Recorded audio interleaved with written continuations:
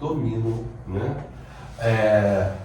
todo o setor da política que está mais próximo da população, que é aquele que está lá no município, que está no estado. Né? Isso através de um pacto perverso entre governadores, Câmara Federal, senadores. Né? Isso é o quadro que a gente tem. Certo. Não dá para a gente fugir talvez daria mais uns próximos episódios aí. As filhas da família. Eu vou voltar à experiência do Lula, né? Que é sempre o diálogo. Por quê? Porque o diálogo também mostra o limite das pessoas e mostra a tua disposição e educa politicamente. Se eu digo não ao diálogo, eu não dou oportunidade da população ter aquela experiência política de ouvir o que a gente está dizendo e o que a direita está dizendo. Então o diálogo ele é importante para esclarecer a população das limitações desse projeto, que eu chamo de um projeto de destruição das conquistas democráticas históricas. Muita gente quer botar a culpa no Lula e a gente vai assistir isso nessa campanha. É uma nacionalização da campanha, onde o culpado de tudo que está acontecendo nos municípios é o presidente da República. E aí você já vê que é uma estratégia para 2026. É uma estratégia. Entendeu? É uma estratégia. E quanto menos extrema-direita nós E a tivermos gente tem que esclarecer melhor. quem é a oposição nos municípios, que não é a direita e não é a extrema-direita. A nossa tarefa é mais difícil, porque antes a gente enfrentava o poder econômico, a gente enfrentava a grande mídia, hoje a gente enfrenta o submundo da mídia, que são as fake news. Né? A gente enfrenta essa fascistas. estrutura, né? Travestida de conservadora, mas que é Fascista. autoritária e fascista, que não respeita as diferenças, que quer voltar à idade medieval, onde a gente não tem direito e a luta de cada um por si. É isso, gente. Vamos encaminhar então para as considerações finais de cada um. Já chegando aí, o papo tá animado, né? Vamos me comprometo talvez em fazer outros episódios, né? A gente vai gravando novas entrevistas, talvez por eixo temático e aprofundando, porque são vários ganchos que vocês colocaram e realmente acho que dá para explorar muita coisa. Mas queria entender, né, de que forma vocês viram esse papo, como que vocês saem desse papo e o que vocês aproveitaram nessa conversa. Fabiola, por favor. Bem, eu chego à conclusão que de tudo que a gente tirou daqui é que a gente precisa muito da população, sabe? Independente da questão de partido, né, dessa linha, eu acho, no momento eu não brigo com a direita, eu brigo com a extrema direita, porque a gente tem que se fortalecer também com a direita, o nosso campo de esquerda tem que se fortalecer atualmente com a direita, por uma questão de estratégia, mas para que a gente fique mais, quanto puder jogar fora a extrema direita e limpando os municípios, limpando o nosso estado desse mal que nos consome hoje, porque a gente tem que pensar mundialmente o que está acontecendo na França. A França está também a perigo. A Argentina, nossa companheira aqui do lado, gente. Então, a Itália, Israel, a gente tem que pensar no macro também, sabe? A gente do micro para o macro. E é no município que está próximo da gente que a gente entende o que é política, como é que a gente pode dialogar. A população tem que entender que eles também têm poder de falar, de barganha. Né? Eu vou voltar a dizer, a MP está aí para isso. Mas são as associações de moradores, são os conselhos. Então, eu pego para mim que de tudo aqui a gente precisa fortalecer os movimentos sociais. E eu espero muito que Itatiaia entenda isso, porque muitas pessoas ainda estão presas, escravizadas pelo sistema de prefeitura, então elas não se envolvem nos movimentos, porque senão a família vai perder empregos, que são os cargos de CC que se tem.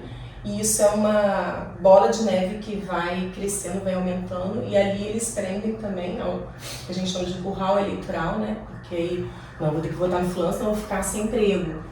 E aí não pode dizer nada, e perde a liberdade, perde a autoexpressão, perde tudo. Ela se perde e não se descobre que ainda se perdeu, às vezes. Tem pessoas que acham que estão no poder, mas estão presas, na verdade, estão oprimidas e acham que estão oprimindo. Então, eu acho que o grande mote, para mim, assim, da minha pré-campanha, de tudo que eu vou falar politicamente, vai ser isso, ó. Eu quero libertar Itatiaia dessas correntes. Bom, se me permitirem, primeiro as damas, né? Então, considerações finais aí sobre o nosso papo. Bom, gente, assim, ao longo desses anos, eu pensei que Resende era... Os próximos governos que fosse entrar, ia melhorar um pouco mais. O transporte público daqui é horrível. Eu fiquei 1h40 no ponto do ônibus, esperando o ônibus, para poder chegar ali naquela feira. E cada vez ficou pior. Tiraram uma empresa, que não tiraram, que era a São Miguel, e colocaram a Princesinha, e não tem princesinha nenhuma, porque essa princesa está mal aí. Olha, é uma dificuldade muito grande o transporte público, é todo mundo reclamando. Mas eles não fazem nada. Eu espero que a gente tenha um governo e que lide com isso muito bem. E que tem creches prontas, mas não tem funcionário para aquelas creches. E nem eles contratam. Eles contratam para acompanhar o candidato deles na rua, com bandeira. Mas para trabalhar não. E as mães, tem mães que trabalham e estão precisando realmente daquelas creches. Eu fui tirada do conselho sem nem saber. Eu só soube. Uma semana depois eu conversando com minha nora, aí minha nora disse, não, eu vim na hora.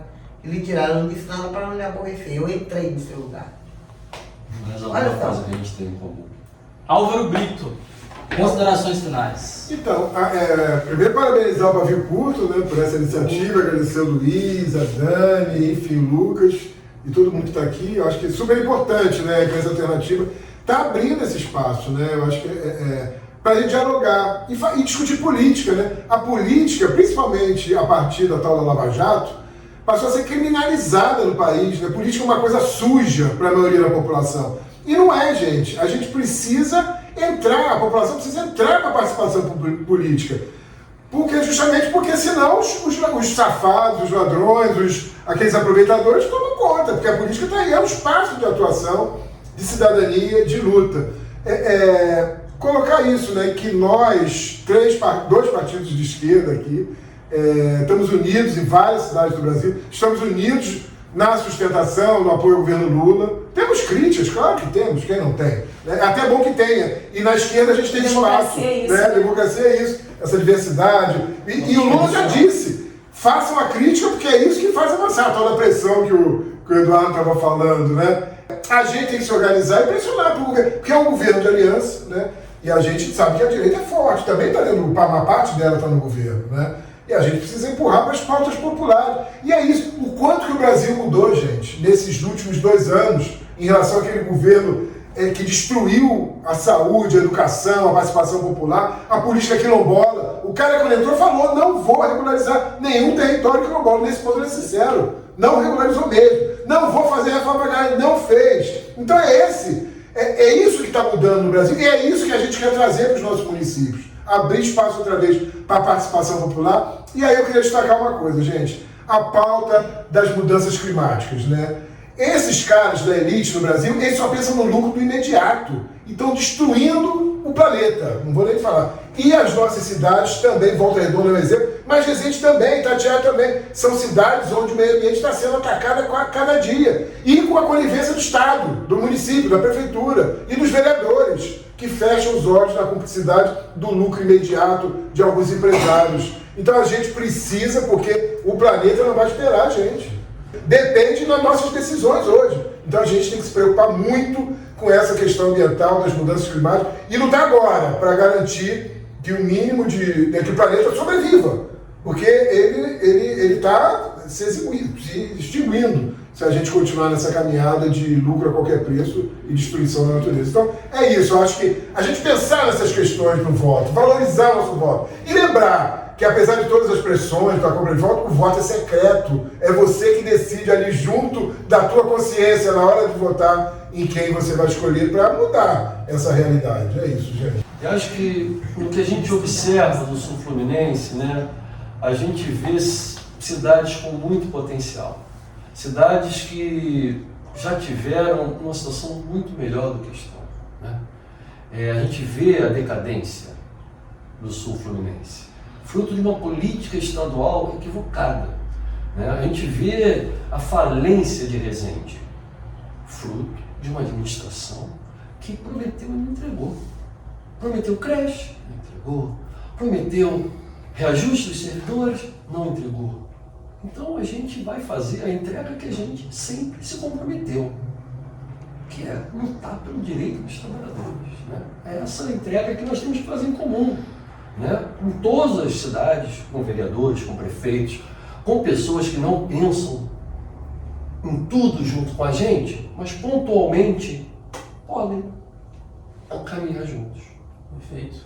E aí, Clóvis, gostou do papo? Gostei do papo, né? Acho que tem que ter outros papos como esse. Eu só vou discordar um pouquinho do Álvaro aqui. O planeta vai continuar, tá? A gente vai embora, eu também acho. O planeta tá nem aí pra gente, né?